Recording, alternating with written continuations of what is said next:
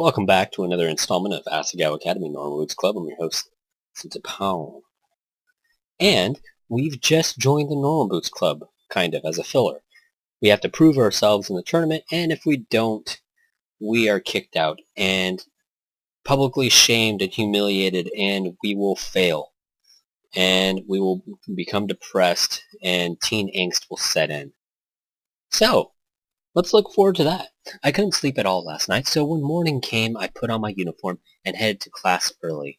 For once, I was eager for the mundane classroom environment. I hoped it would still my racing thoughts and help me come to terms with my amazingly good fortune. Therefore, I was sitting at my desk, falling slowly asleep, when a hand slammed upon its surface. Slap! Now listen up. Ah! I scooted my chair away from my desk. Shane glared at me. If you are really competing with us in the tournament, and I still can't believe that's happening, then you had better not let us down. He pulled out the chair in front of my desk and sat down.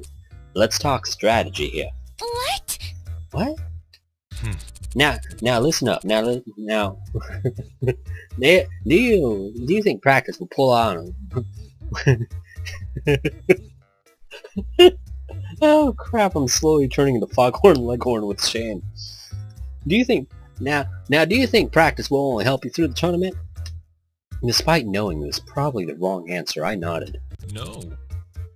That's wrong, I say. Now listen up. Rather than practice, you need strategy. I could hardly believe my eyes.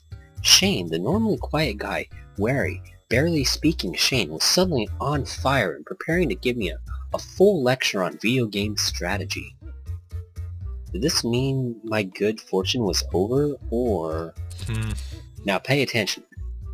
Listen up. I snapped up straight and scooted my chair to my desk. Yes, sir. Strategy isn't something that you can just study, and it isn't something that you can only start thinking about when you're playing your game.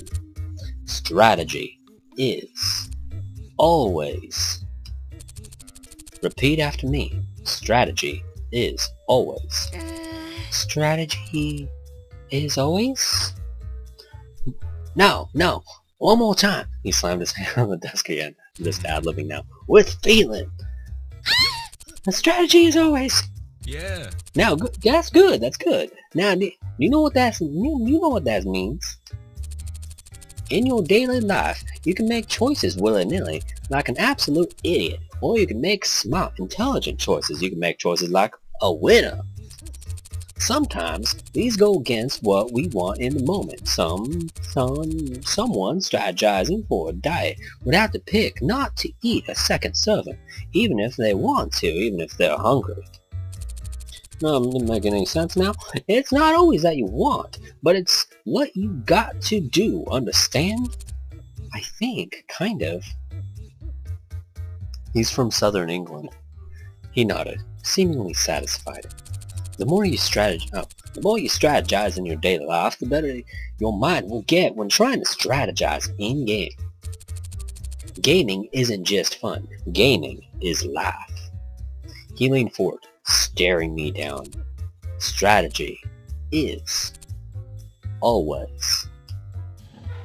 Shane grabbed the bottom of his chair and scooted frantically away, his mission apparently accomplished.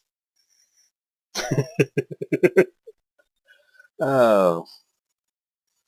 He's turned into Foghorn Leghorn. He sat in his desk across the room, pulling out his sketchpad and drawing pencils, then faced calm as ever before. He started to draw. How's that the same Shane I've seen for all these weeks? If he heard me, he didn't respond. I turned back to my desk, once again wide awake, Shane's words repeating in my head. Strategy is always. Oh hey, it's almost time for the flower festival. With everything happening so quickly, it felt almost like it snuck up on me. Have you decided who you're taking it? Right. I have to go with someone to the festival. But who could I ask?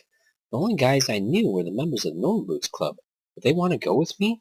Which one should I go with? Oh, cranky, I feel like there's a decision coming on. I'm going to save the game real fast. John was kind and caring, but I was a bit worried he cared too much about Jacques and the play to notice anything else. Asagao was so easygoing, but something about the way he looked at me still bothered me. Satch was mature and really smart, but he seemed hard to get close to, or was I imagining that? Then there was Shane, who, let's be honest, he hated me. There was no way he'd say yes. But then again, he had started to warm up to me. Paul of Continue popped in my head, too. But the last few times I hung around him, he caused major destruction. Gerard was so caring and friendly, but I wasn't sure if he was interested in me in that way. There was Jared, too, but I looked at May. I couldn't do that, could I? Well, Oh, snap.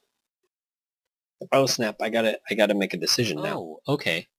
So it, closed out Paul and Jared because I went middle of the road. Interesting. How do I get Jacques? This is gonna take some serious thought.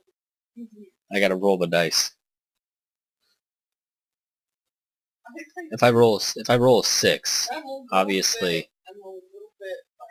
I know you're a little bit biased towards PBG because he does Harvest Moon. Yeah. You gotta watch more. You gotta watch them all to get the experience. And then you also gotta watch all of Hidden Block because they also feature on their channels as well. And it goes vice versa. Give me a second. I gotta roll the dice. This is important. Shane.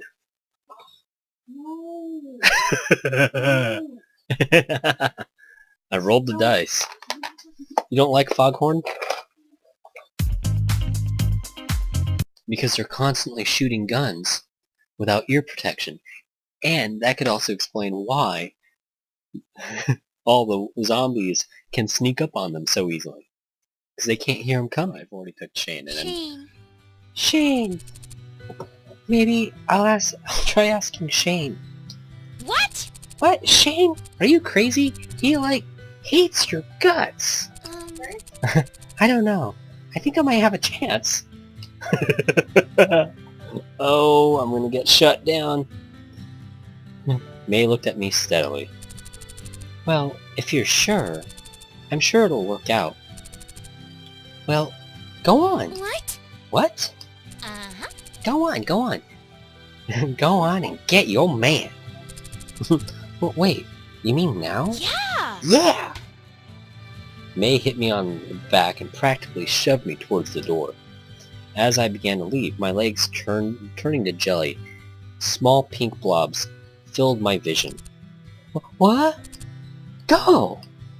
May was tossing cherry blossom petals over my head. Go get Senpai to notice you. May beamed at me. Yeah!